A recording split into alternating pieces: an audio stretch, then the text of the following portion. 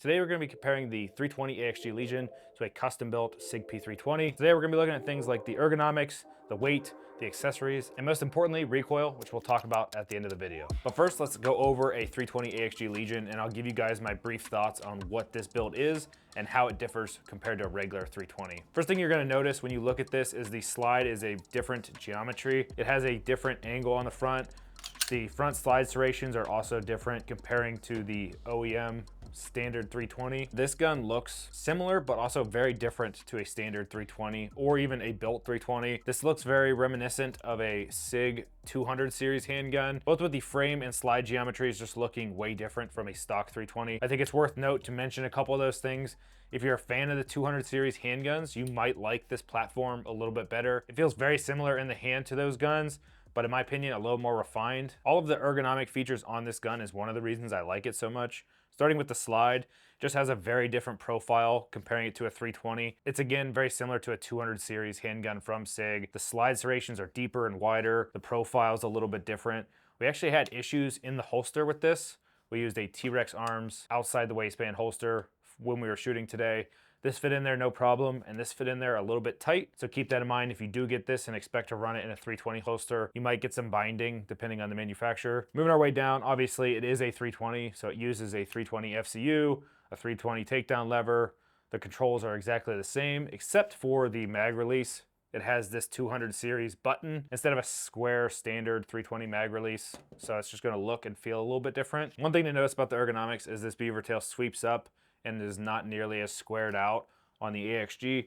When you look at a standard 320, it is very flat and very wide. I honestly think they did a little bit better of a job with the frame on this gun. Another thing to note is that this is an aluminum frame, so it's gonna be adding a lot of weight to this build. With this frame being aluminum, it is a very heavy build, but it's actually 2 ounces lighter than our custom TXG build with a tungsten weight in there. So that is kind of surprising. I thought this was gonna come in heavier than that build. Does not. So if you're looking at running this for competition, there's not much more you can do to add weight to this besides a heavier weapon light. So if you're looking at weight from a competition standpoint, this is about as heavy as you're gonna get. One thing you could do is throw on aluminum or steel grip panels, but I don't think many companies are making these yet. Something we noticed on this is it does have the Sig magwell on there. It will not work with a 17 round mag and a Herrington Arms mag extension, or potentially any of the other mag extensions on the market. It does work really well with the OEM Sig 21 round magazine. Fits in there nicely. However, the Herrington Arms does not fit. It will not lock in because of our pin, so keep that in mind. If you're looking to buy this and run our mag extension, you cannot do that. Of course, in typical Herrington Arms fashion, we had to throw a Streamlight TLR1 on there. It's one of my favorite weapon lights, and it fits this build really nice. It comes out flush with the end of the muzzle. On top, we're running the enclosed Romeo X from Sig Sauer. One really big issue I have with the optic system on this is there's no pins or posts with the optics. So all of the recoil is going into the screws, and we actually snapped one of the screws off in this. Just under recoil, we didn't over tighten it. It just broke when shooting. And that, to me, that's a really big problem because now I have to send this to a gunsmith, and there's really only a 50-50 chance they're gonna be able to get this out. And I can't just leave it with one screw. All of that recoil is gonna be going into that one screw. It's eventually gonna break, and obviously I'm not gonna be able to hold an accurate zero. And honestly, I'm really disappointed that Sig did not opt to use posts. With the Romeo X line, their Pro optic is a couple thousandths of an inch away from a Delta Point Pro cut. If they would have just made that a Delta Point Pro cut, anybody could use this optic on a Delta Point Pro plate. It's incredibly frustrating. It's really annoying to see that they opted for no posts because of this reason. Honestly, I didn't think it was that big of a deal until we snapped one of these screws off, and now my mind has changed forever. You should really have posts on an optic system, especially with a heavy enclosed optic. So when we look at the ergonomics of the AXG Legion, it's probably one of my favorite setups. It's incredibly comfortable in the hand, and I think it's because they stole some of those features from the 200 series Sig Sauer handguns. There's really no hot spots at all. It's probably one of the most comfortable guns I've felt. The trigger is a standard 320 trigger, so I'm very comfortable with it. As I mentioned in the past a million times, this gun has a perfect length of pull for me. I can shoot it relatively fast. The 320 triggers is kind of one of my new benchmarks for really good stock triggers. It is a very short rolling break and a very short tactile reset, so you can just shoot it a lot faster than some of the guns like a Glock or a PDP or any of those guns that have a normal striker fired trigger. One thing that's really nice about this is if you already have a 320 and you kind of want to elevate your 320 game or get into a different Sig platform, I think this is a really nice step. Not only do you get to reduce some of recoil with these dual ports, and honestly, I think it does a really good job. We'll talk about that here in a second. But the ergonomics of this is just superior to my 320. No matter what I've done to this frame, it still feels really good, but not nearly as good as the AXG Legion in my opinion. The first time I got to handle this gun was at a SIG event. We got invited out, and one of the guns we shot was this 320 AXG Legion. I did really well on the flat range with this, with shooting. We were doing some drills, a couple build drills, and to me it felt very natural. And I think that's because it shoots very similar to our custom built 320. These top ports do a phenomenal job reducing recoil. I was actually surprised at how much recoil this reduced. We've done a lot of testing with these integrated ported slides, and usually they just don't perform as good as a compensator. And this ported slide performed almost identical to our HG320 flat, 320XL, HG320. We've seen some feedback in the comments on our YouTube channel that we've not been very clear about what we mean by recoil. We talk about two different kinds of recoil. We talk about muzzle flip and linear recoil.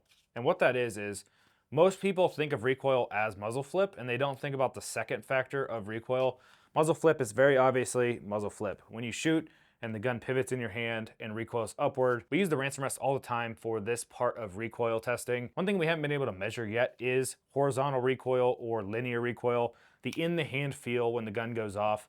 If you put a gun in space, it is going to do this, and it is also going to shoot backwards. And what that means for you is a gun that has a lot more linear recoil is going to feel very punchy in the hand. Those two forms of recoil don't really go hand in hand. Some guns may reduce a lot of muzzle flip, but still have a lot of linear recoil. Some guns may reduce a lot of linear recoil, but still have a lot of muzzle flip. They're not slaved in the fact that you can reduce one kind of recoil and eliminate both kinds of recoil. And that brings us to our most noticeable difference between the AXG and our custom-built 320. This AXG reduces 37.14% of muzzle flip.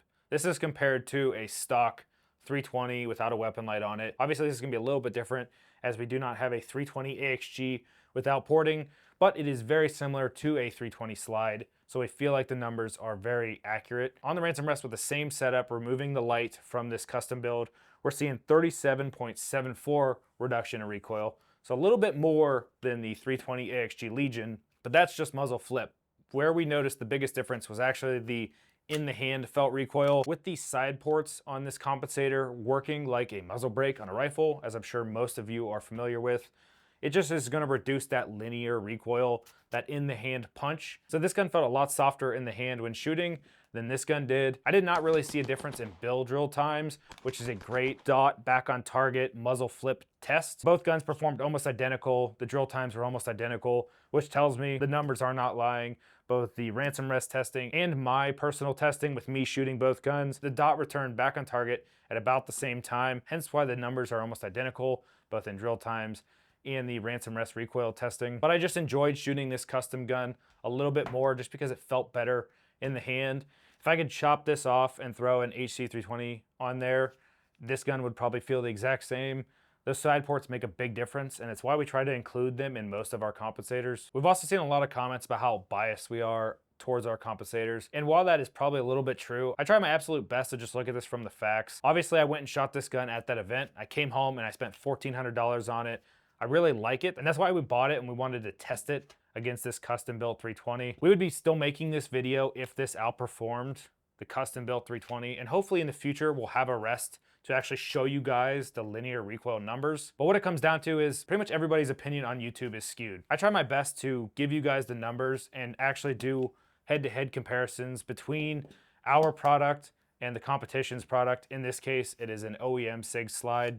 So take that for what you will. At the end of the day, if this would have performed better than this, we would tell you about it. I think SIG really did a good job with the AXG Legion. A couple things to keep in mind is you really can't customize this gun. It is what it is. Of course, you could take this slide off and put on any 320 slide, which I think is still a very great option, considering a lot of people really like the 200 series frames. It is $500 cheaper, which is also phenomenal. It gives you a lot more freedom to spend more money on ammo.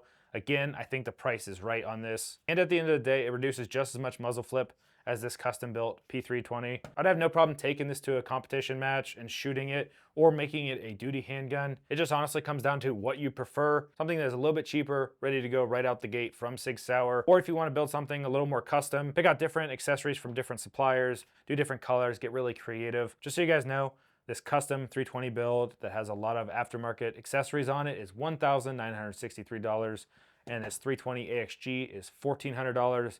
That includes the optics, which are slightly different, but about the same price from Sig Sauer. And obviously you could really trim down price with the custom built 320 if you went with a cheaper barrel, you went with a cheaper weapon light, maybe you didn't throw a mag extension into the price, or you went with a hollow sun optic. You could really make this a budget build, but when you buy this from Sig, you just get what you get and you pay $1,400 for it. This build is very similar to the video we did on the Ultimate P320 build. If you guys want to check that out, it's going to be over here. The only difference is we threw a TXG frame on here. I perform really well with both options, so it really comes down to what your preference is. If you guys like this video, we'd appreciate a like, subscribe.